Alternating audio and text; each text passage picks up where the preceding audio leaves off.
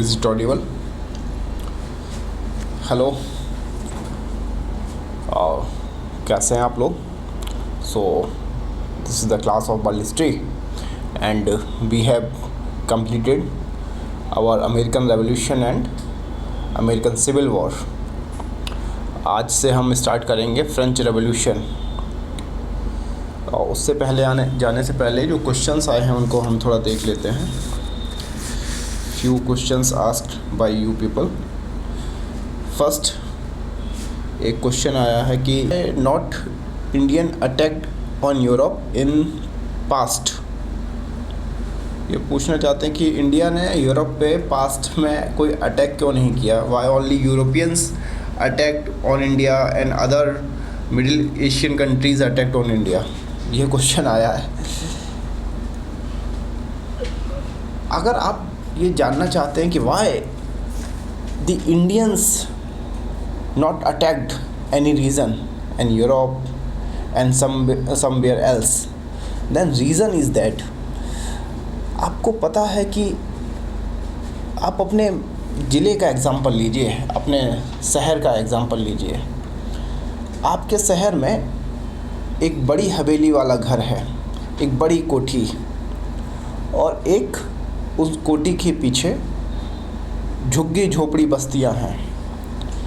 तो आप मुझे ये बताइए कि क्या बस्ती वाले इस कोठी में कूदेंगे या कोठी वाले बस्ती में कूदेंगे? कौन कहाँ जंप करेगा? बस्ती के लोग कोठी में चोरी करने के लिए जाएंगे या कोठी वाले बस्ती में झुग्गी झोपड़ियों में चोरी करने जाएंगे? अगर आप इसका आंसर समझने की कोशिश करेंगे तो आपको पता चल जाएगा कि कोठी वाले लोग कभी भी झुग्गी झोपड़ियों में नहीं कूदेंगे, because they are having all the luxuries. So आप देख सकते हैं कि जितने किले हैं, जितने बड़े घर हैं, उनके आसपास बड़ी बाउंड्री बनाई जाती है। क्यों? क्योंकि बाहर के लोग उस घर में ना कूद जाए। सिक्योरिटी गार्ड बिठाया जाता है। इंडिया का सिक्योरिटी गार्ड अच्छा नहीं था उस समय, इसलिए इंडिया बार बार इन्वेजन का शिकार हुआ। सिक्योरिटी सोशल सिस्टम मैंने कल आपको बताया। सो अगर आप देखेंगे कि जितनी भी ये, तो India was prosperous at that time. Middle east European countries were facing crisis. So India को सोने की चिड़िया, गोल्डन स्पैरो बोलते थे। India was the golden sparrow. So it was a point of attraction for the Middle East countries as well as the Europeans. India के लोगों के लिए यहाँ पे खाने पीने की, रहने की कोई कमी नहीं थी। और दूसरा कारण अगर देखा जाए प्रॉस्पेरिटी के अलावा, तो आप देख सकते हैं आइडियोलॉजिकल रीज़न।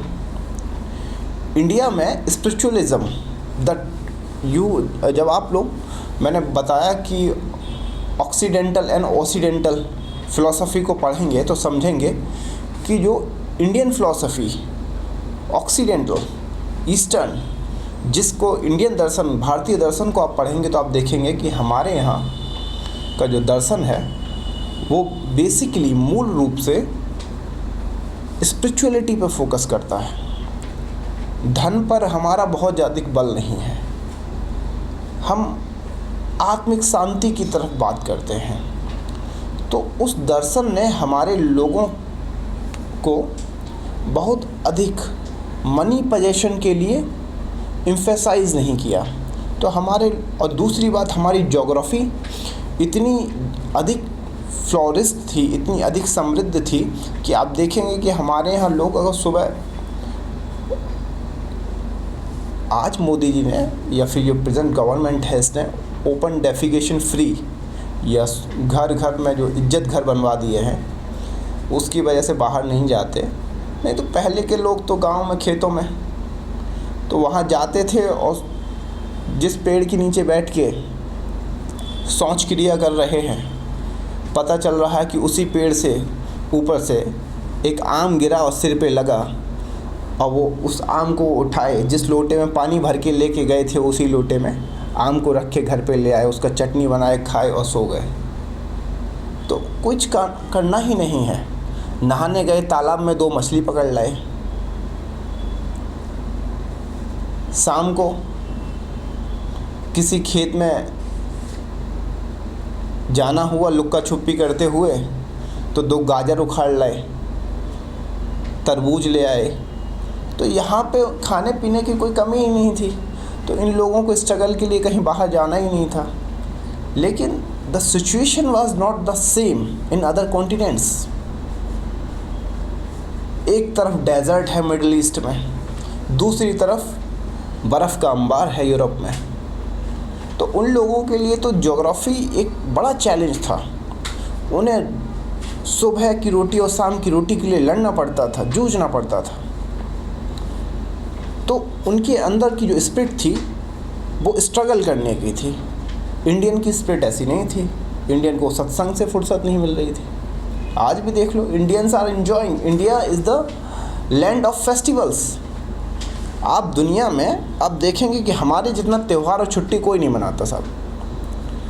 हमारे यहाँ आदमी रूरल एरिया में चले जाइए, छोटे टाउन्स में चले जाइए, तो उसके पास कम से कम 600 त्यौहार हैं, और हर त्यौहार को वो इतना इम्पोर्टेंट बताता है कि ये मिस कर दिया तो ज़िंदगी में कुछ नहीं किया। बोल देंगे कि आज तो मुंडन है हमारे मुन्ना का, कल कुछ और है, बरसी है चाचा की। फिर पता चलेगा कि दिवाली आ गई, होली आ गई, ईद आ गई, रमज़ान का महीना चल रहा है, कुछ और आ गया है। ये तो नॉर्थ इंडिया के त्यौहार। अभी आप देख, ओणम, बैसाखी, इतने त्यौहार कि इंडियंस को भांगड़ा करने से ही फुर्सत नहीं है। तो इंडिया जितने त्यौहार, कैसे एक कंट्री में इतना ज़्यादा त्यौहार क्यों मनाया जा सकता है? बिकॉज आप समझ रहे हैं ना इस बात को। बड़े शहरों में ही पब क्यों हैं, बड़े शहरों में डिस्को क्यों हैं? क्योंकि पीपल ऑफ मेट्रोपॉलिटन सिटीज़ आज रिच, वेल्दियर, वो लोग पैसे वाले हैं, धनवान हैं, तो उनके पास ज़्यादा टाइम है शराब पीने का, पब में बैठने का, डांस देखने का। तो जिसके पास ज़्यादा पैसा होगा वो एंजॉयमेंट के लिए जाएगा। तो इंडिया में अधिक फेस्टिवल्स होने का रीज़न क्या है? प्रॉस्पेरिटी। अगर आपके पास खाना नहीं हो तो आप त्यौहार सेलिब्रेट नहीं करोगे, पहले 2 रोटियों का जुगाड़ करने की सोचोगे। So Europeans were searching simply bread and butter and Indians for enjoying. तो इंडिया की ज्योग्राफी जो है ना, वो इंडिया के लोगों को बाहर जाने के लिए प्रेरित नहीं किया। साथ में इंडिया में कुछ ऐसे सिस्टम डेवलप हो गए, जैसे आप देखेंगे कि इंडिया में जो रिलीजियस गुरु डेवलप हुए, गुरु तो नहीं बोलना चाहिए, एक पाखंड या ऐसे लोग जो धर्म को ऑर्थोडॉक्स बनाना चाहते थे, उन लोगों ने बोला कि इंडियंस को समंदर के पानी से टच नहीं होना है। अगर तुम लोग समंदर के पानी से टच हो गए तो तुम्हारी जाति ख़त्म हो जाएगी, तुम्हारा धर्म ख़त्म हो जाएगा, तुम्हारा शुद्धिकरण करना पड़ेगा। तुम्हें ऐसी जगह नहीं जाना जहाँ मुंजा घास नहीं उगती। मुंजा घास जानते हो ना, ये नॉर्मल जो सड़क पे मिल जाती है हमें सड़क के किनारे, ये घास अगर जहाँ ख़त्म हो जाए तो समझ लेना अब तुम्हारा धर्म संकट में है। तो यहाँ के लोग जैसे ही पता चला कि डेजर्ट आने वाला तो भाग आते थे, बोलते नहीं आगे नहीं जाएंगे। तो ऑर्थोडॉक्सी प्लस प्रॉस्पेरिटी है ना, गए थे कुछ और करने, आम साथ में ले आए। कुछ लोग गन्ने के खेत में जा रहे हैं, गन्ना उखाड़ के ले आ रहे हैं, खा रहे हैं, गन्ना चूस रहे हैं सुबह से। तो हर टाइप की प्रॉस्पेरिटी थी, तो उन लोगों को कोई कष्ट ही नहीं, तो क्यों जाएंगे किसी। भाई कोलंबस जैसे लोग, कम से कम यूरोप से हज़ारों लोग कूदे तब जाके एक कोलंबस और वास्को डी गामा, एक अमेरिका पहुंचा, एक भारत, हज़ारों लोग मर गए। इंडिया के लोगों को ऐसा रिस्क ही नहीं था, क्यों मरे हैं? मरने की ज़रूरत ही क्या है? उसके पैसा ही पैसा है, पैसा बहुत है। तो आप लोग समझ गए होंगे क्यों इंडियंस नहीं गए, है ना। आज भी हम लोग जाते हैं कहाँ, अमेरिका जाते हैं। गांव के लोग तो वैसे ही सोचते हैं कौन जाए कहाँ, घर में बहुत है दाना पानी। एक ये क्वेश्चन पूछा है, id and super ego explain again. कल वैसे मैंने बता दिया था ईड और सुपर ईगो। देखो ईड और सुपर ईगो कुछ अलग नहीं है, आप ऐसे समझिए आपके अंदर दोनों चीज़ उपस्थित हैं। You have both components, id and super ego. Super ego जैसे गांधी जी के अंदर, जैसे आप गांधी को देखेंगे कि हर आदमी के अंदर एक ना एक चीज़ तो रहती है। गांधी को आप हम लोग बोलते हैं Gandhi sacrifice all whole life for our nation, but उनके अंदर आप ये नहीं कह सकते कि एक महान बनने की महत्वाकांक्षा हो सकती है छुपी हुई, कि हमें इस नेशन के लिए एक कुछ बड़ा काम करना है। आपके पापा हो सकता है कि साल में एक भी बार एक भी कपड़ा ना खरीदते हों और आपको हर महीने 10,000 रुपये दे देते हों कि लो बेटा शॉपिंग कर लो, और आपको यह भी पता है कि पापा की जो सैलरी है वो 30,000 ही है, 30,000 में से वो 10,000 आपको दे रहे हैं कि शॉपिंग कर लो, घूम लो, तो आपको ये भी लग सकता है कि पापा कितना सेक्रीफाइस कर रहे हैं। पापा सेक्रीफाइस क्यों कर रहे हैं? फ़िलॉसफ़ी के, अगर आप फ़िलॉसफ़र्स की अगर दृष्टि से देखेंगे तो हम फ़िलॉसफ़र्स की जब क्लास लेंगे तो हम पढ़ाएंगे भी, तो फ़िलॉसफ़ी की अगर जैसे आप नज़र से देखेंगे तो वो बोलेंगे कि ये पर्सन इसलिए सेक्रीफाइस कर रहा है क्योंकि इसको ये प्रूव करना है कि मैं कितना अच्छा पिता हूँ। मैं खुद कपड़े नहीं पहनता बट तुम्हें पहना रहा हूँ। तो आप उसके एहसानों के तले दब के बोलोगे my father is the incarnation, he is the second God, ऐसे कुछ बोल दोगे। डैडी हैं हमारे पापा, गॉड हैं, इनकारनेशन हैं, अवतार हैं। तो ऐसा क्यों? तो ये होता है सुपर ईगो कि हमें भला बनना, अपना सेक्रीफाइस करके भी हमें एक्सट्रीम लेवल का। आपके पास सपोज आप 2 दिन से भूखे हो और एक थाली आपको खाना दिया गया है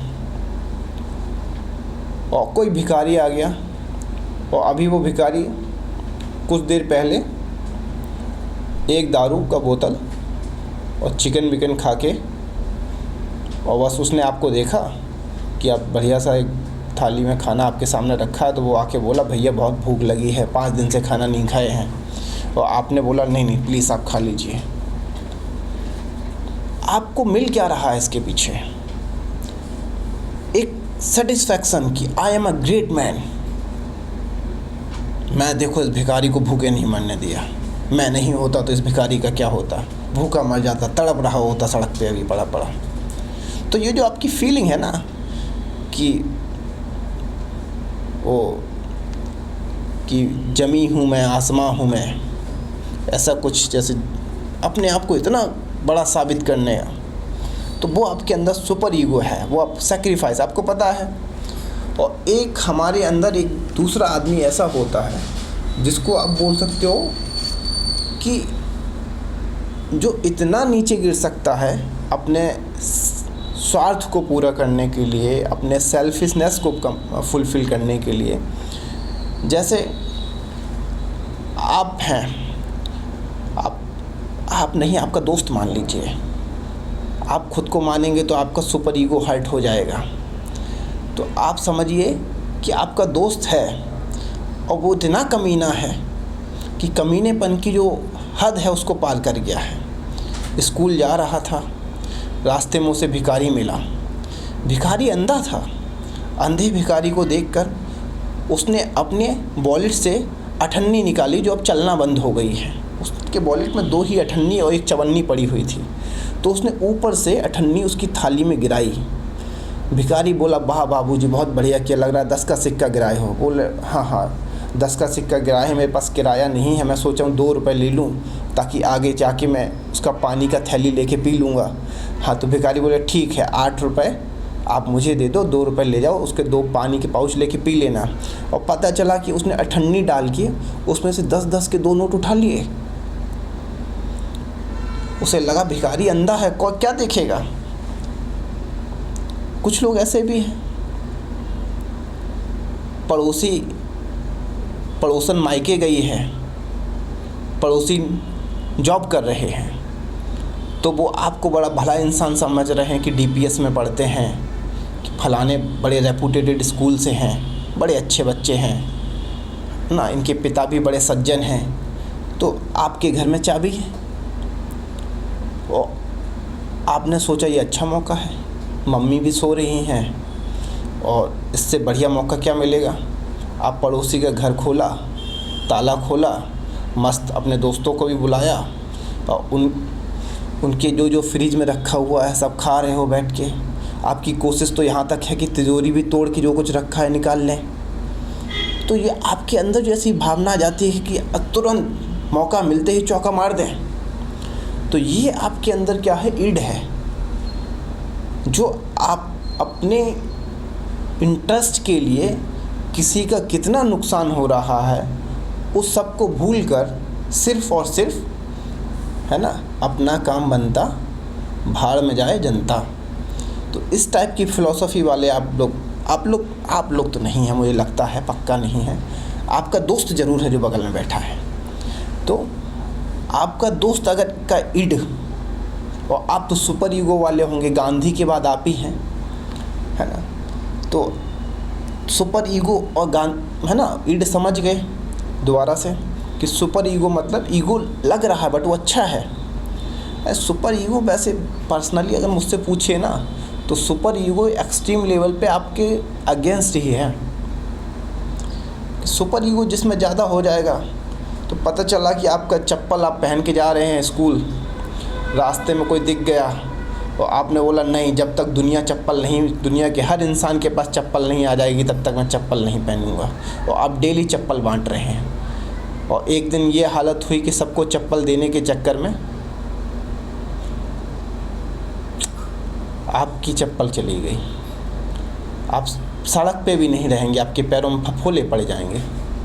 तो ये सुपर ईगो ना हमें भिखमंगा बना देता है, डेरियस जैसे बन जाओगे। तो समझ गए सुपर ईगो और ईड।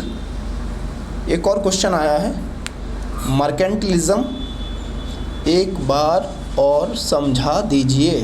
अच्छा अमेरिकन रेवोल्यूशन के टाइम पे मर्केंटिलिज्म हमने बताया था। Actually what is mercantilism? Merchant समझते हैं आप? मर्चेंट के बारे में हमने पहले बताया था, मार्को पोलो मर्चेंट था।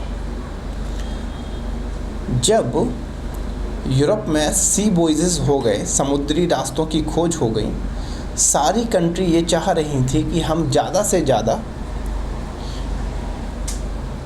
एक्सपोर्ट करें, इंपोर्ट हमें ना करना पड़े, हम ज़्यादा से ज़्यादा मार्केट में माल बेचें। तो इस नोशन को बोलते हैं मर्केंटिलिज्म, बनिया बुद्धि। समझ रहे हो ना? बोलना नहीं चाहिए, जैसे ऐसे जो लालची होते हैं ना, उस टाइप का दिमाग कि हम बेचेंगे, ख़रीदेंगे कुछ नहीं, बनियान में 100 छेद हो जाएं, उसके बाद भी लाला जी मान के चलते हैं कि अगर बनियान खरीद लेंगे तो पैसा चला जाएगा। तो पैसा ना जाए, है ना, और हमारा सामान खूब बिकता रहे, हमारी जलेबियाँ इतनी बिकें कि दुनिया हमारी जलेबी खा के ही डायबिटीज़ से मरे। तो इस टाइप की जो है ना सोच, वही है मर्केंटिलिज्म, जिसमें यूरोप सोच रहा है कि हमारे देश को दूसरे देशों से सामान ना खरीदना पड़े। उस समय जो व्यापार होता था वो सोने और चांदी के लेन देन से होता था, उसको बुलियन बोलते थे। तो हमारे देश में बुलियन का ढेर लग जाए, यानी सोना चांदी खूब इकट्ठा हो जाए, इतना माल बेचें, दूसरे देश को हमें एक फूटी कौड़ी ना देनी पड़े। ठीक है, तो इसको बोलते हैं मर्केंटलिज्म। ये लेकिन बहुत सक्सेस नहीं रहा। मर्केंटलिज्म जब इनलाइटनमेंट का टाइम आएगा तो क्लासिकल इकोनॉमिक्स जो आपके एडम स्मिथ ने फिलॉसफी दी, उसने बोला कि अगर if Europe goes ahead with the mercantilist ideas, then there will be the situation of the trade war। अगर यूरोप के सभी लोग यही सोचेंगे कि हमें किसी से ख़रीदना नहीं है, सिर्फ और सिर्फ बेचना ही है, तो यूरोप की दशा ये हो जाएगी कि यूरोप के सारे देश एक दूसरे से माल नहीं खरीदना चाहेंगे, सिर्फ बेचना चाहेंगे। तो ऐसा कॉन्फ्लिक्ट पैदा होगा कि सब ट्रेड वॉर में आ जाएंगे। ट्रेड धंधा करना एक लड़ाई बन जाएगा जिसमें सब एक दूसरे को हराना चाहेंगे, यानी माल बेचना चाहेंगे, खरीदना नहीं चाहेंगे। तो एडम स्मिथ ने इसके अगेंस्ट में जो फिलॉसफी दी उसमें उसने कहा कि मार्केट नेचर की तरह है, जैसे प्रकृति में एक संतुलन बना हुआ है। There is a balance in the nature. सुबह होती है, शाम होती है, ज़िंदगी यूँ ही तमाम होती है। तो ज़िंदगी जैसे चल रही है ना, उसका बैलेंस बना हुआ है। नेचर अपने आप चल रहा है। सूरज उगता है, चांद निकलता है, ढल जाता है सूरज, फिर चांद आता है, चांद चला जाता है, फिर सूरज आता है। तो उसको जैसे nature is running by its internal laws, अपने आप रन होता है, ऐसे ही मार्केट को भी एडम स्मिथ ने बोला market is also running by its internal laws. Market is running by its own invisible hands, so no one should intervene in the matter of market, because हम सब एक दूसरे पर आश्रित हैं। अगर आपने मक्का उगाई है तो मैंने गेहूँ उगाया है, मैं आपका भुट्टा खाऊंगा तो मेरी चपाती खा लो, क्या दिक्कत है। और भाई साहब ने कॉटन भी उगाया है तो हम धोती भी पहन लेंगे, ठीक है। तो कोई किसी से कॉटन ले ले, कोई किसी से भुट्टा, ठीक है। मैं अगर मान लो किसी को भुट्टा नहीं पसंद तो वो भुट्टा वाला किसी को तो बेचेगा। तो पूरे वर्ल्ड की जो कंट्रीज़ हैं, एडम स्मिथ बोलते हैं कि सारी कंट्रीज ज़रूरी नहीं है एक कि जिस कंट्री को तुमने माल बेचा है वो कंट्री आपसे कुछ ना कुछ ख़रीदे। आप किसी और को बेच सकते हो। मार्केट बहुत बड़ा है, आपको टेंशन लेने की ज़रूरत नहीं है, मर्केंटलिस्ट बनने की आवश्यकता नहीं है। तो मर्केंटलिज्म का मतलब है ना, सिंपल समझिए, लालची, ठीक है। तो यही है मर्केंटलिज्म। एंड आप ये आज के क्वेश्चन यहाँ पे ख़त्म, और उसके बाद हम लोग आगे बढ़ते हैं to the French revolution. As you know we have completed our American revolution and American civil war. I have taught you all the philosophy like emergence of thinkers like Rousseau, Diderot, Montesquieu, Voltaire, okay, and आप लोगों ने Socrates के बारे में भी पूछ लिया था तो मैंने उसके बारे में भी बता दिया था। तो प्लेटो के बारे में भी कुछ बात बता दी थी। तो इसके बाद हम क्या करते हैं, अमेरिकन रिवॉल्यूशन हो गया है, अमेरिकन सिविल वॉर हो गया है, ब्लैक मूवमेंट हो चुका है मार्टिन लूथर जी का, और उसके बाद अब हम दोबारा आते हैं यूरोप की तरफ। यूरोप में आप देखेंगे, to come back to the Europe,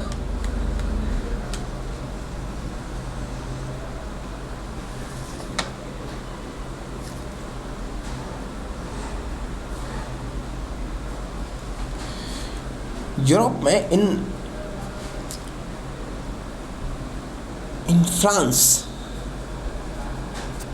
all things were not going smoothly, because in France a new monarch came in power, Louis XVI, in 1774. Louis XVI came in the power. Louis XVI was an incompetent monarch. आप देखेंगे कि Lewis 16 से पहले, Lewis 16 जो American revolution है उसमें France ने America की ब्रिटेन से लड़ने में मदद की। France supported American against the Britishers, क्योंकि आपको मैंने पहले ही बताया था कि ब्रिटिशर्स ने फ्रेंच को अमेरिका की कनाडा से और नॉर्दर्न अमेरिकन कॉलोनीज से मार के भगा दिया। The Britishers drop out France from the American continent. तो ये दुश्मनी फ्रांस को लग रही थी कि जिस दिन मौका मिलेगा हम ये बदला ज़रूर लेंगे। तो जब अमेरिकन वॉर ऑफ इंडिपेंडेंस हो रहा था तो उस समय फ्रांस ने अमेरिकन्स की मदद की, जिस लड़ाई में फ्रांस का बहुत पैसा खर्च हुआ। This war was very costlier for the France, and at the same time the economy of the France was not running smoothly. France was facing various type of crisis. France में लगातार आप देखेंगे कि 2-3 साल से जो एग्रीकल्चर फेलर हो रहा है, क्रॉप फेलर, सूखा पड़ जा रहा है। फ्रांस में फेमाइन जैसी सिचुएशन आ गई है। और जो फ्रांस के जो किंग हैं वो इनकम्पिटेंट हैं, monarch Louis 16 was a very incompetent. और इनकी जो पत्नी है, जो the wife of the French monarch, she was very extravagant. तो जो लुई 16 की वाइफ है वो इतनी खर्चीली है कि वो अपने खर्चे के लिए क्या करती है कि मिनिस्ट्री में इंटरफेयर करती है, अपने फेवर के मिनिस्टर को अपॉइंट करवाती है और उस मिनिस्टर से पैसे लेती है कि चलो तुम्हें पोस्ट चाहिए है ना। तो वो हमारे पति मोनार्क हैं, हमारे पति क्या हैं, राजा हैं, अभी हम करवाते हैं तुम्हें अपॉइंट। कहते हैं ना कि सैया भय कुतवाल तो डर काहेगा। तो ऐसा ही कुछ उसका सीन था मैरी एंटोनी। तो जो वाइफ थी फ्रेंच मोनार्क लुई 16 की, तो वो she was very extravagant lady and she intervening in the matter of the state. अपनी मर्जी के मिनिस्टर्स को अपॉइंट करवा देती थी। इससे क्या हुआ कि फ्रांस में करप्शन काफ़ी बढ़ गया और जो मिनिस्टर राजा की मर्जी के बिना अपॉइंट हो जा रहे हैं पैसे देके, क्या आपको लगता है वो आगे राजा की बात मानेंगे, उसके दबाव में रहेंगे? वो कहेगा भैया पैसा दे के आए हैं, ठीक है, आपके तो घर में ही नहीं चलती, बाहर क्या चलाओगे। तो ऐसे कुछ सीन था। तो फ्रेंच रेवोल्यूशन के बारे में मैं स्टार्ट करूं उससे पहले मैं आपको आपके दिमाग में एक पिक्चर बनाना चाहता हूँ। आपके दिमाग में फ्रेंच सोसाइटी की एक इमेज खींचना चाहता हूँ, and that will help us to learn something from the French Revolution, and this story will make you the easy to learn the French Revolution and this whole concept. So before starting the revolution, I want to make clear the social, economic and political structure of the France.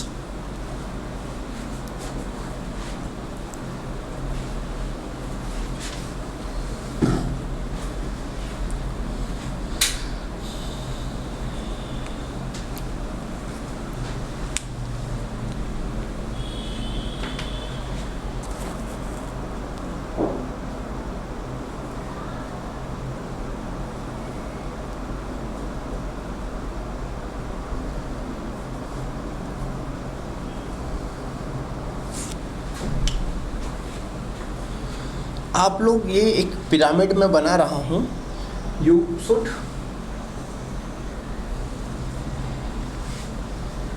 focus on this pyramid. This is the top of the pyramid. This is the first class.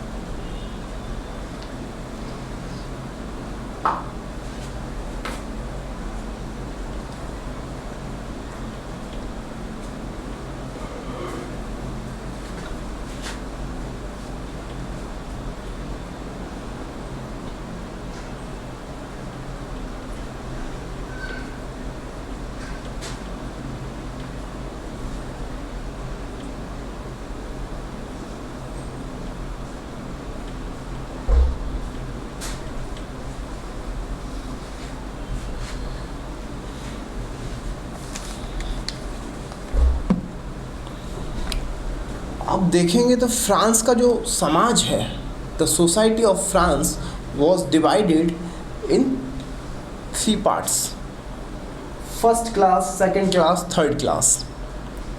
In the first category there was the clergy class. Clergy basically priest और पादरी जिनको बोलते हो ना, priest.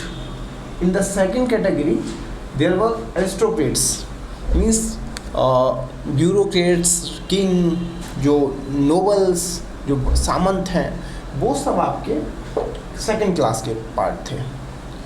And in the third class there were the common people. ये common people भी 3 category में divided थे, 3 कैटेगरी.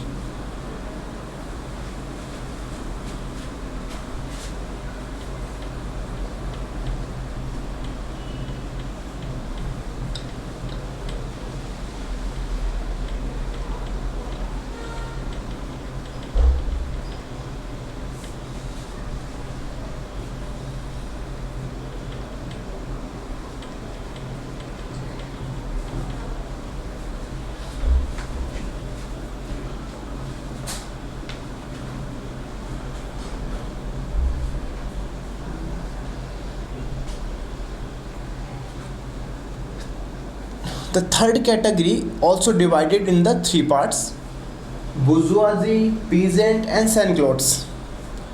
जैसे आप देखेंगे जो bourgeoisie हैं, तो bourgeoisie का मतलब एक तो आपने देख लिया priest क्लास, दूसरा देख लिया राजा, किंग, ब्यूरोक्रेट्स, नोबल्स, तीसरे में जो है थर्ड क्लास में जो पैसे वाले लोग हैं, the rich and wealthier class, that is the bourgeoisie class, rich. तो रिच लोग हैं उनको बुर्जुआजी. इनमें कौन थे? Big merchants, artisans and advocates, physicians, philosophers. They were the part of the bourgeoisie class. जैसे बड़े बड़े फिलोसोफर्स थे, बड़े व्यापारी थे, एडवोकेट्स लाइक, जैसे जो सर्विस सेक्टर में जो लोग हैं वो सब आपके बुर्जुआजी क्लास. सेकंड इसमें आप देखेंगे तो पीजेंट्स, यानी कि जो किसान हैं वो लोग पीजेंट्स हैं, किसान. एंड सैनक्लॉट्स. सैनक्लॉट्स का मतलब क्या है? सैनक्लॉट्स मीन्स लैंडलेस पीपल, जो अर्बन एरियाज़ में, जो शहरों में, जैसे rickshaw puller, a man who is pulling rickshaw, he is not having any piece of land, he is a landless man, he is daily wage worker, hand to mouth man. ऐसे आदमी, ऐसे लोगों को सैनक्लॉट्स बोलते हैं कि जो रोज़ कमाते, रोज़ खाते, जिनके पास ज़मीन नहीं है, जिनके पास कोई प्रॉपर्टी नहीं है, वो सैनक्लॉट्स. तो आप 3 वर्गों में आपने समाज को देखा. अब आप देखिए कि these 2 classes, क्लर्जी क्लास, अगर आप पॉपुलेशन देखेंगे तो इसमें आप देख सकते हैं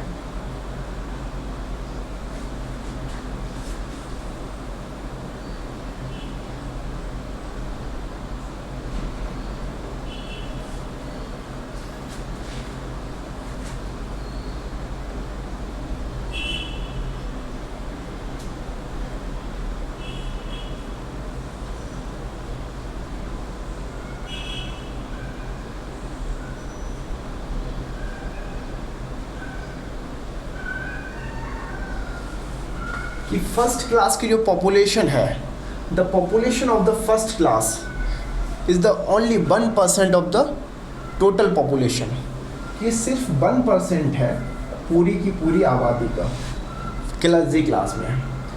and in the second class you will see that they consist 1/3 of the total population, यानी 33%. They are having 33%. They are the 33% of the total population. And rest in the third class, in the common people, you can include rest of population. यानी कि अगर आप 1% इनका 1% of class class and 33% of the second class और aristocratic class if हम इसको add कर देते हैं, then this will 34%. Rest of 66% pupil comes under the third class. अब ये first class, second class, third class की मैं कहानी आपको क्या बता रहा हूँ, आपको यहाँ से डिस्क्रिमिनेशन देखना है. These 1% pupil are having 10% of total land. These 1% pupil are having 10% of the total land, and these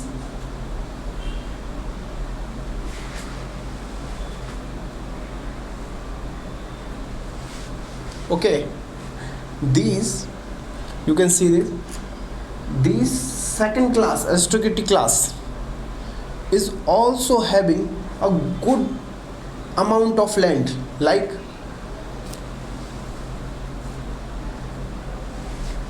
but these people, the 66%, they were having very less amount of land. They were having very less amount of the land.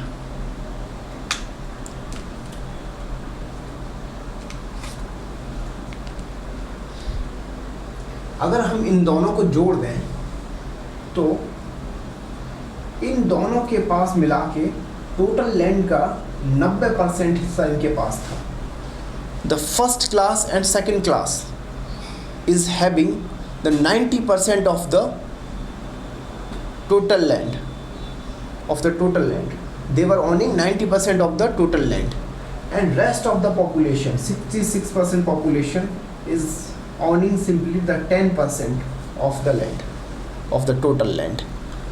तो इनके पास economic discrimination आपने देख लिया कि they are only few people, but they are having much resources, larger resources, and they are large in the population, but they are having very scant resources, very little amount of resources. ये तो ये बात हो गई. दूसरी बात आप देखिए, प्रॉपर्टी का आपने डिस्ट्रीब्यूशन देख लिया. अब ये जो लोग हैं क्लासी क्लास और aristocratic class, these two class don't have to pay the tax to the state. इन दोनों को टैक्स भी पे नहीं करना है. They are tax free class. Okay, but the third class have to pay tax. इनके ऊपर टैक्स भी लगेगा. अब टैक्स का अनुमान इस बात से लगाइए कि what the peasants are earning, they have peasant, इन पे दो टाइप की टैक्स लगते थे. First, tax by the state, tax by the religious body, और टैक्स बाय द चर्च. सो इनके पे एक टैक्स लग रहा है राजा के द्वारा, एक टैक्स लग रहा है चर्च के द्वारा. तो जो पीजेंट है वो टैक्स दे रहे हैं, वो अपनी टोटल अर्निंग का 80% तो टैक्स ही पे कर दे रहे हैं. The amount of tax was so high, so they were feeling suppressed. और उसके साथ साथ आपने ये देखा कि ये सब चल रहा है. तो ये तो सोशल डिस्क्रिमिनेशन है. अब पॉलिटिकल सिस्टम समझिए. मैं ऐसे ही आपको इसको, can I erase this? I think I should erase this. And ये मैं एक पिरामिड बना रहने देता हूँ और बाकी चीज़ों को मैं इरेज कर देता हूँ. I should remove this.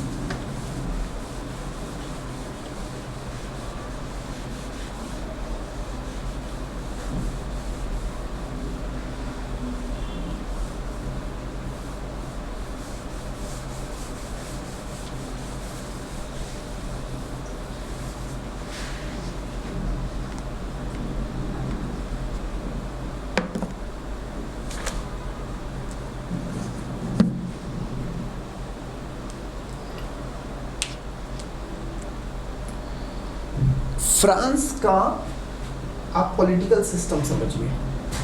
ये पॉपुलेशन मैंने बता दिया, population is divided in 3 parts and at the top of the political system king, ठीक है, समझ रहे हो, किंग या मोनार्क।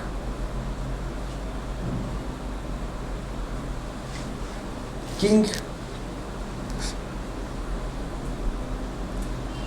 ये किंग के पास क्या क्या पावर है, एक तो, और किंग 3 पार्ट होते हैं ना, मैंने आपको बताया, जुडिशरी, एग्जीक्यूटिव, लेजिस्लेटिव। सो किंग के पास 2 पावर है,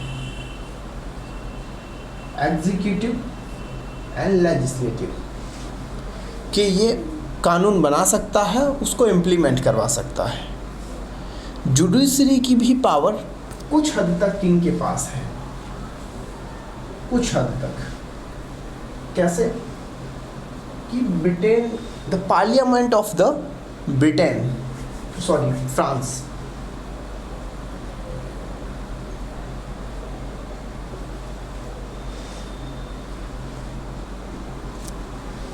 the parliament of the France, this body is the judiciary body, this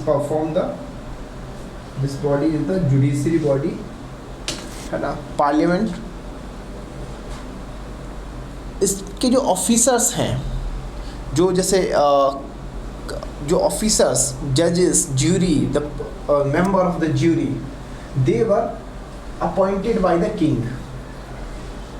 The member of the jury were appointed by the king, but the king was not having the power to remove them from their post. King उन्हें appoint कर सकता but उन्हें हटा नहीं सकता। इसके साथ ही साथ क्या है कि किंग लेकिन किसी जजमेंट को डिले कर सकता है। King was having the power to delay any judgment. तो किंग के पास थोड़ी सी पावर तो आ ही गई है कि वो डिसीजन को डिले करवा देगा। तो कुछ हद तक जुडिशरी की पावर किंग के पास है। तो उसके बाद आप देखेंगे कि जो जुडिशरी का जो सिस्टम है, they are these 2 class, clergy class and aristocratic class.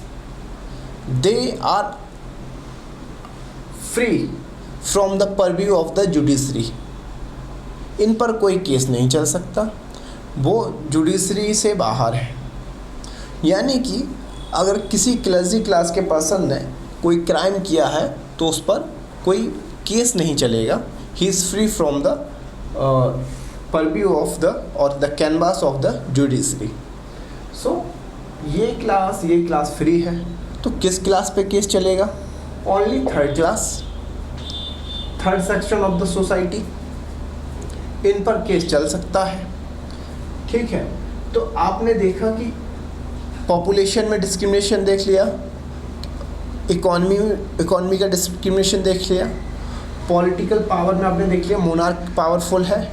And monarch, जो फ्रांस का जो मोनार्क है, the monarch of the France believes in the divine kingship theory.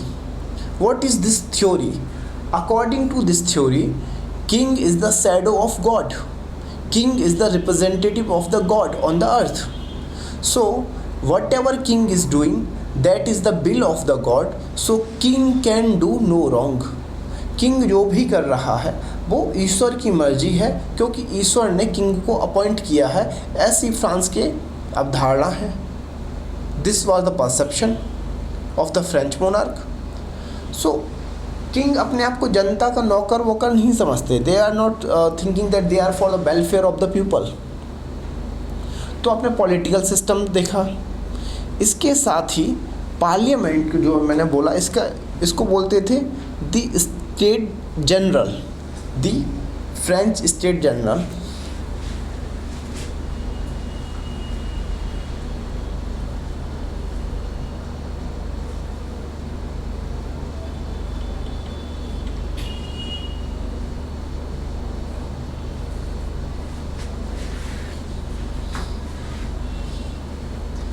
The French State General, जो it is a kind of parliament. Okay, this was the French parliament. In this parliament there was three chambers,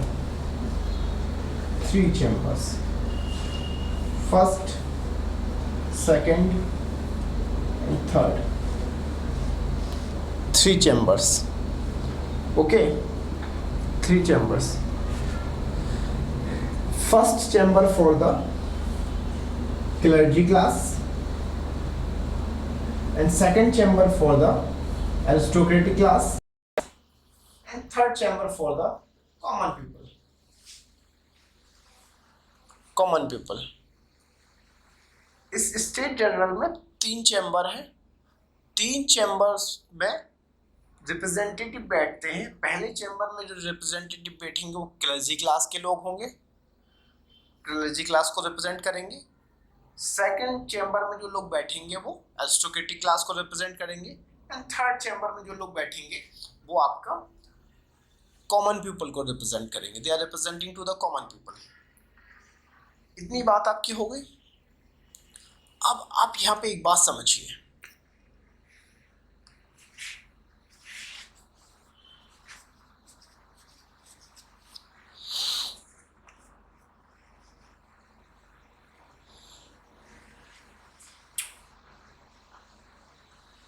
आप यहाँ पे अगर number देखेंगे कि total number आपके कितना है, तो आप देखेंगे कि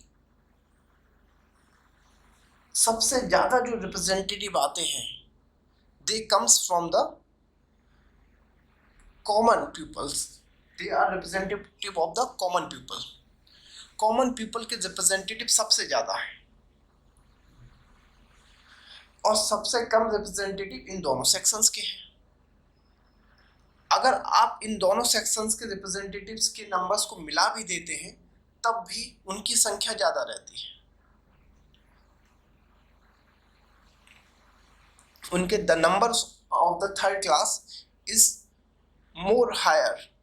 they are in larger number.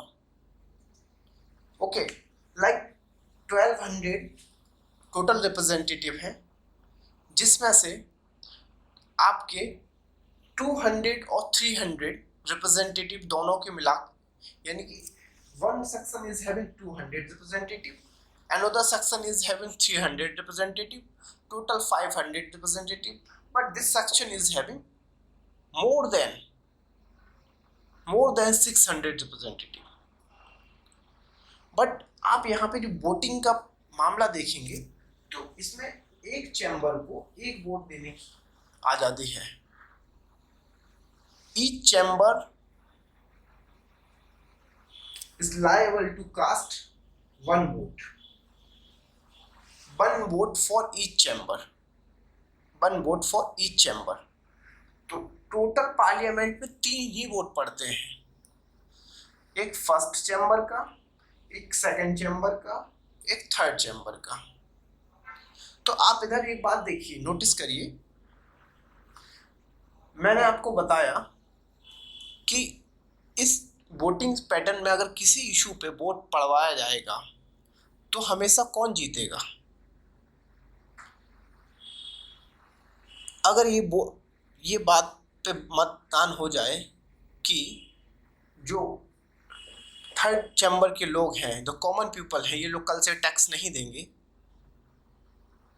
या ये बात आ जाए कि ऊपर के दोनों सेक्शंस को टैक्स देना पड़ेगा, तो इसमें अगर वोट डलवाया जाए तो थर्ड चैम्बर तो बोल देगा कि हाँ ऊपर के दोनों सेक्शंस को टैक्स देना चाहिए, बट ये दोनों मना कर देंगे. तो डेफिनेटली जीतेगा कौन, क्लर्जी क्लास और aristocratic class. Any confusion? I think all things are crystal clear. That's why I am teaching very slowly and gradually. We are not in the hurry. आपको एक एक चीज क्रिस्टल क्लियर हो जाए. तो आप समझे कि तीनों चैम्बर्स में हमेशा यही लोग जीतेंगे. ठीक है. अब हम आते हैं, ये मैंने आपको बता दिया political system, economic structure and judiciary of the French. Now come back to the French, the situation of the France. After the war with Britain in American Independence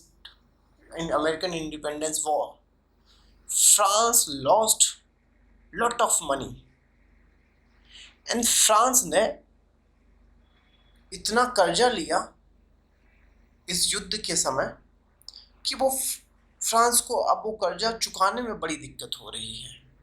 the economy of France collapsed. France was facing depression. French economy was facing depression. आप देखेंगे कि मैंने बताया this was the time of the Louis 16. इनसे पहले जो थे 15 और 14 लुईस, जो ये 14 वाले थे, he was a very strong monarch.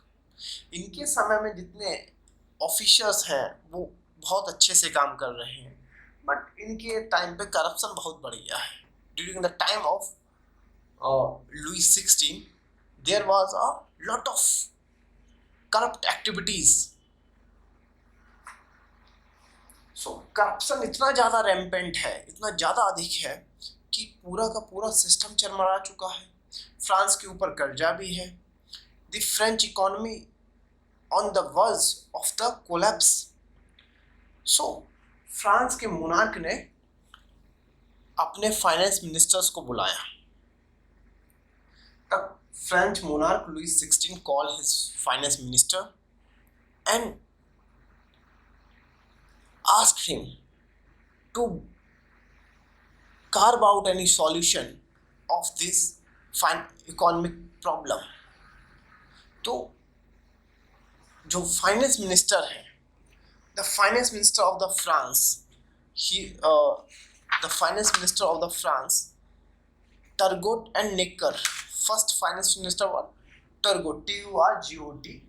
टर्गोट को बोला कि भैया इसका कोई सॉल्यूशन निकालो, हमारी प्रॉब्लम्स तो बढ़ती जा रही है, French economy is collapsing, just collapsing.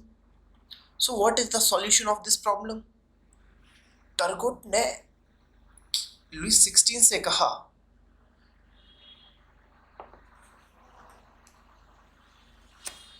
कि there is only one solution of this problem. Then Louis 16 asked, what is the solution? What is the solution? Then he said, there is only one solution. If we impose tax on these two classes, clergy class or aristocratic class, then only we can save this economy. Otherwise, we have to fall. King बोले, अरे ये तो हो ही नहीं सकता. King को मैंने आपको पहले ही बताया कि King is not very influential person. He is weak personality man. वो अपने शासन में कौन मंत्री बनेगा कौन नहीं बनेगा इस बात को भी डिसाइड नहीं कर पा रहे हैं. तो उन्होंने कहा ये तो नहीं हो सकता. नेकर ने बोला प्लीज पूछ के तो देखिए आप. टर्गोट ने पूछा पूछ के तो देखिए, शायद लोग दे दें.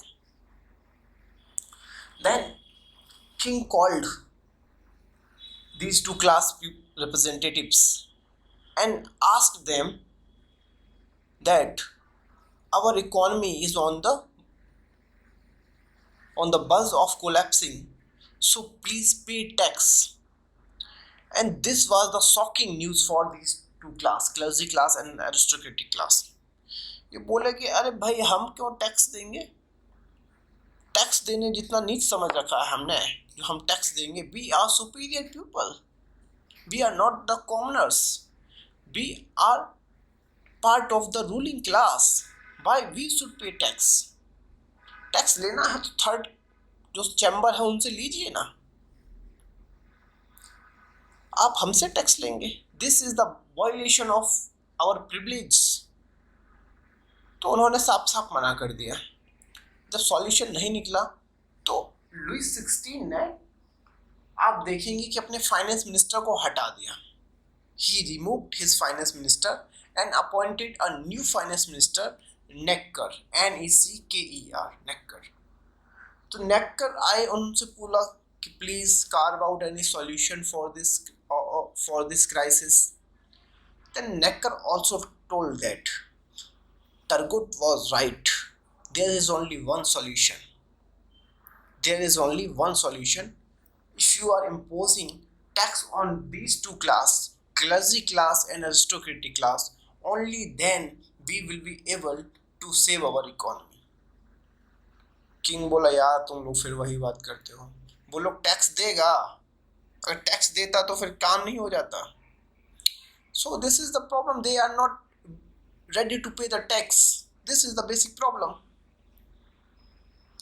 Then Nicker gave a new idea to the Louis XVI. He said, please call the meeting of the State General. Actually आपको ये यहाँ पे एक बात मैं बता दूं, जो ये फ्रेंच स्टेट जनरल है, ये रेगुलरली इसकी मीटिंग से नहीं हो रही थी. ये 1614 में इससे पहले एक मीटिंग हुई, यानी 50-100 साल पहले एक मीटिंग हुई, उसके बाद से तब से कोई दूसरी मीटिंग ही नहीं हुई है. लगातार मीटिंग ही नहीं होती है क्योंकि किंग सारे काम कर देते हैं, क्लर्जी क्लास और एरिस्टोक्रेटिक क्लास मजे लेती है, थर्ड क्लास को टैक्स पे करना है. तो क्योंकि उन्हें पता ही है थर्ड इसमें कुछ होना ही नहीं है, जो क्लर्जी क्लास और एरिस्टोक्रेटिक क्लास चाहते हैं वही होता है. तो स्टेट जनरल सिर्फ नाम की थी, नॉमिनल. बट द निकर give the idea that please call the meeting of the state general. King ने बोला हाँ ये ठीक, स्टेट जनरल में ही डिसाइड कर लेंगे कि क्या होगा. तो आप यहां पर देखेंगे द किंग, 1 मिनट प्लीज.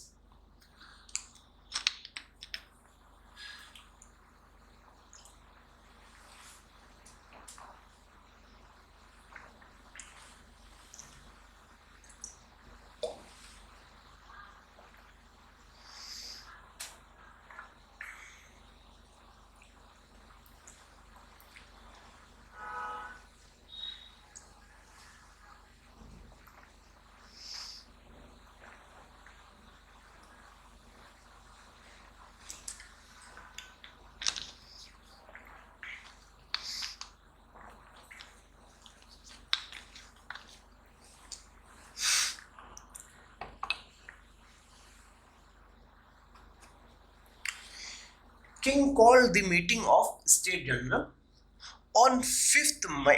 और ये जो मीटिंग जब बुलाई जाने लगी, देन क्लर्जी क्लास और एरिस्टोक्रेटिक क्लास खुश थे, दे वर वेरी हैप्पी. उनको लगा ठीक है, बुला लो, पूछ लो तो क्या होगा, हम लोग बोल देंगे कि थर्ड क्लास को टैक्स देना पड़ेगा. एंड दैट टाइम आप देखेंगे कि अमेरिका में रेवोल्यूशन हो चुका है. ब्रिटेन में मोनार्की सिर्फ नॉमिनल रह गई है. There was the spread of the ideas like Rousseau's ideas, we all are equal because we all are the descendants of the nature. Ideas of Montesquieu like idea of power separation, judiciary, executive and legislative, all should have separate power. There should be balance of power between these three. तो Montesquieu के, Rousseau के, Voltaire के, Hegel के, इन सब के ideas आ रहे थे. They all the ideas are supporting to the rationality. John Locke, all the ideas are supporting to the equality. But in the France there was the discrimination, and France ने अभी अभी अमेरिकन का साथ दिया है ब्रिटिशर्स को भगाने में. तो फ्रांस के लोग तो ये सब देख ही रहे हैं कि अपने यहाँ अमेरिका में आप डेमोक्रेसी ला रहे हो, अपने यहाँ मोनार्की, वहाँ अमेरिकन रिपब्लिक बन रहा है, और यहाँ पे आज तक जो ये सिस्टम, जो पूरा जो सिस्टम ये है ना, जो जिसमें आपका इसको बोलते थे ancient regime, ancient regime.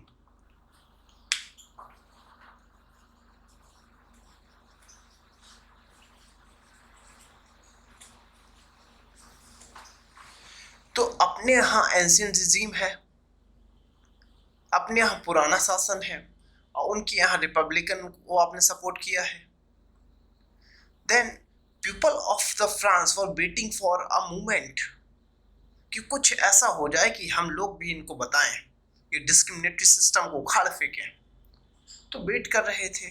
French economy collapse की, फ्रेंच इकोनॉमी कोलैप्स हो रही है, और कोलैप्स इस हद तक हो रही है कि आप देखेंगे कि फ्रांस में डिप्रेशन आ गया है दी, और लगातार 2 सालों से एग्रीकल्चर क्राइसिस है, एग्रीकल्चर क्रॉप फेलर को फ्रांस फेस कर रहा है। The France is facing agriculture crop failure, so there was the dearth of food, the French money depreciated. आप देखेंगे इस हद तक फ्रांस के पैसे की कीमत गिर गई कि एक पाव, एक ब्रेड को लेने के लिए जो महिला एक जाती है, तो वो अपने सिर पे एक नोटों का टोकरा लेके जाती है, carrying a basket of the money, and in return she simply purchase a bread, packet of bread. इतनी सिचुएशन खराब है। And these two classes, aristocracy and clergy class, they are saying impose the tax on the peasants, impose the tax on the bourgeoisie. Bourgeoisie was thinking that we, the merchant class, we takes highly risk. We are the producing class, we are paying tax, still we are discriminated, we are not having that much privileges as upper 2 class are having. उनके ऊपर कोई case नहीं चल सकता, उन्हें कोई tax नहीं देना, and they are not producing class. हम पैसा कमा के देते हैं, हम पे टैक्स लगता है, और still we are discriminated, we are not that much superior as they are. Why this discrimination is carrying on? तो सारे, चाहे बुर्जुआजी हो, चाहे फिलोसोफर्स हो, चाहे पीजेंट हो, चाहे सैनक्लॉट्स हो, सब के सब अंदर ही अंदर फ्रेंच सिस्टम के खिलाफ उबल रहे थे। इसी टाइम आप देखोगे द स्टेट जनरल की मीटिंग बुलाई गई। The monarch call the meeting of the state general. आप देखेंगे जो स्टेट जनरल की मीटिंग बुलाई गई, the meeting held in the Versailles. Versailles में ये मीटिंग होती है, और इसमें जो रिप्रेजेंटेटिव हैं,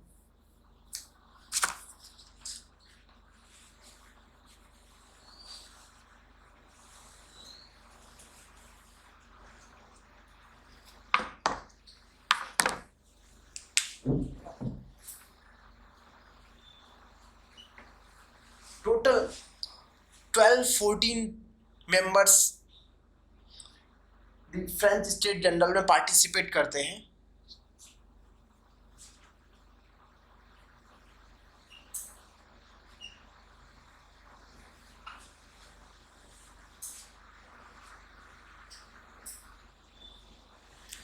In the first chamber, 308 members participated. In the second chamber, 285 members participated. In the third chamber, 621 members participated. So the number of the third state was higher. लेकिन मैंने आपको बताया कि ये सब एक एक वोट मिलता है, एक चैम्बर को एक वोट। मीटिंग बुला ली गई। इस बात पे डिसीजन होना था कि भाई कौन टैक्स देगा। French economy is on the verge of the collapse. ये लोग दोनों रेडी थे, they were very enthusiastic that okay, come and decide who will pay the tax. At the same time, third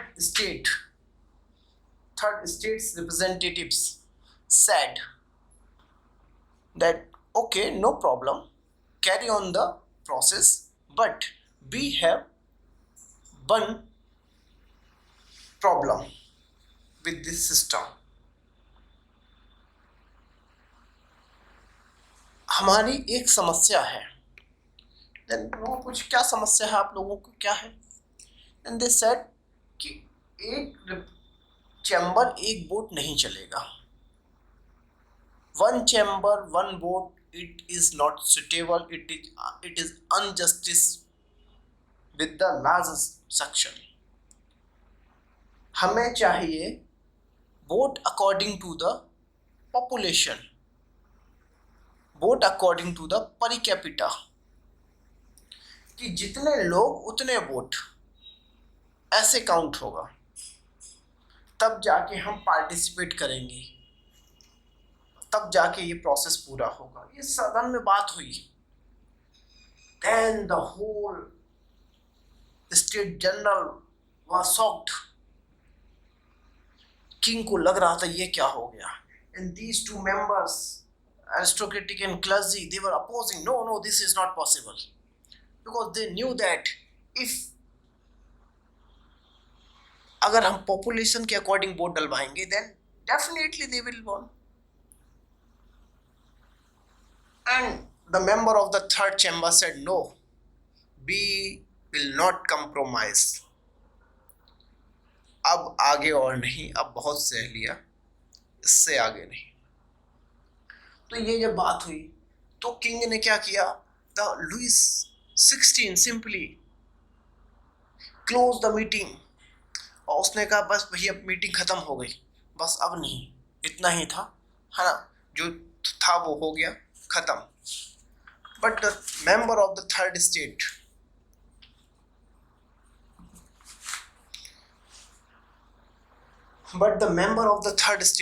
not simply stop here. They gathered in tennis court.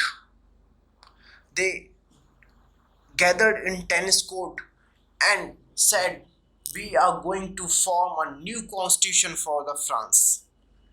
Now we are not ready to rule by this monarchy because they are not our true representative.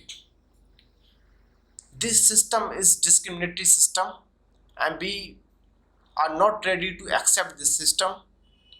और उन्होंने उस time पे ये oath ली कि हम लोग तब तक अलग नहीं होंगे, अनबाउंड नहीं होंगे, जब तक हम फ्रांस के लिए एक नया संविधान नहीं बना देते जिसके तहत सरकार चलेगी. और now they become revolutionary. King ने अपनी, वही हर जो किंग करता, सेना भेजेगा. The king send his soldier, but soldiers कुछ काम नहीं आए. आप देखेंगे कि जब ये इकट्ठे हुए यहाँ पे, ये थर्ड चैम्बर के मेंबर्स इकट्ठे हो गए, उसके बाद में आप देखेंगे कि सिर्फ एक महीने के अंदर ही पेरिस में लोगों ने रिवोल्ट कर दिया. देयर वाज द, एक किला था जिसका नाम था बेस्टिल, फोर्ट ऑफ बेस्टिल, जिसमें मोनार्क लोगों को कैद में रखते थे, प्रिजनर्स को पकड़ के रखते थे. That was a symbol of the power of the monarch, कि कोई मोनार्क सोल्जर का मोनार्क बेस्टिल के किले में डाल देंगे, उसमें हथियार रखे रहते थे और कैदी उसमें, उस समय तक बहुत कैदी, बहुत प्रिजनर्स बहुत ज़्यादा नहीं थे, there are few people only, and बहुत कुछ आर्टिलरी या हथियार भी नहीं था. But that was the symbol of the power. And people of the Paris attacked on the fort of Bastille on 14 July 1789, and this was the fall of Bastille, 14 July 1789. 14 July 1789 Bastille का fall हो गया. Spelling लिख लो कि Bastille, BASTILLE, the fort of Bastille.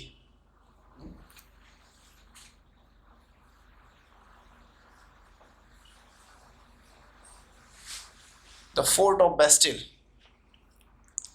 The fort of Bastille fall on 14 July 1789. इस जैसे ही ये हुआ उसके बाद आप देखेंगे कि that revolution not simply stopped to the urban area, but this also reached to the rural areas. People of the rural areas also deny from paying any tax. Peasants ने बोल दिया बहुत हो गया, आप कोई टैक्स वैक्स नहीं मिलने वाला, बहुत ले लिया, इतने दिन से टैक्स ले रहे हो.